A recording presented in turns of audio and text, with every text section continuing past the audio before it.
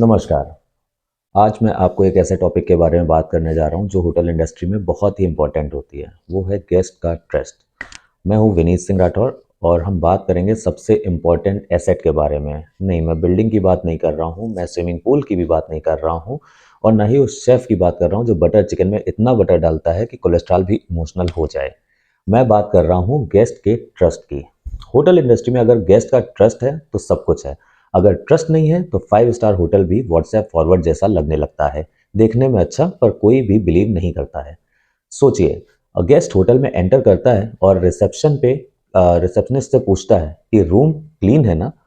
Receptionist बोलता है, हाँ जी सर, रूम हमारा बिल्कुल क्लीन है।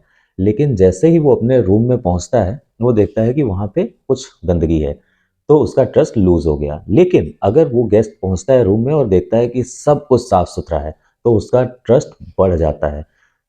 तो ट्रस्ट बनाना बहुत ही मुश्किल काम होता है। ये इतना ईज़िली नहीं बनता है क्योंकि हम लोग सर्विस इंडस्ट्री में हैं, हमें अपनी सर्विसेज़ बेचनी है, उसके लिए ट्रस्ट होना बहुत ज़रूरी है। एक गेस्ट को इम्प्रेस करने के लिए आपको premium room, tasty food, fast service और प्रोफेशनल स्टाफ चाहिए होता है। लेकिन ट्रस्ट तोड़ने के लिए सिर्फ एक ही चीज़ ही काफ़ी है। बिल में एक्स्ट्रा ₹200 का मिस्टीरियस चार्ज। गेस्ट पूछता है, ये चार्ज किस बात का है? स्टाफ बोलता है, सर सिस्टम में लग के आया है। यहीं से आपका ट्रस्ट जो है वो टूटना चालू हो जाता है। गेस्ट के दिमाग में तुरंत एक बात आती है, सिस्टम में आया है या आपके मन में आया है। दोस्तों, होटल इंडस्ट्री में गेस्ट सिर्फ रूम नहीं खरीदता है, वो अपनी सेफ्टी भी खरीदता है। जब वो आपके होटल में आता है तो उसे लगता है कि ये उसका घर है, उसको आपके ऊपर ट्रस्ट होना ही चाहिए। वो अपना कंफर्ट आपसे खरीद रहा है और सबसे इम्पोर्टेंट चीज़ है, वो अपना पीस ऑफ माइंड आपसे खरीद रहा है। गेस्ट को लगना चाहिए कि जो प्रॉमिस किया गया था वही उसे डिलीवर होगा। आजकल सोशल मीडिया का ज़माना है। पहले गेस्ट गुस्सा होता था तो वापस जाके अपने दोस्तों, अपने रिलेटिव, अपने परिवार वालों को बताता था कि उस होटल में ये प्रॉब्लम आई। आज गेस्ट गुस्सा होता है तो इंस्टाग्राम, फेसबुक, गूगल रिव्यूज़ और यूट्यूब पर पूरी दुनिया को बता देता है। एक नेगेटिव रिव्यू कभी-कभी 100 एडवर्टाइजमेंट से ज़्यादा पावरफुल हो जाता है। और फनी बात यह है कि जब सर्विस अच्छी होती है तो गेस्ट बोलता है, ये तो एक्सपेक्टेड था।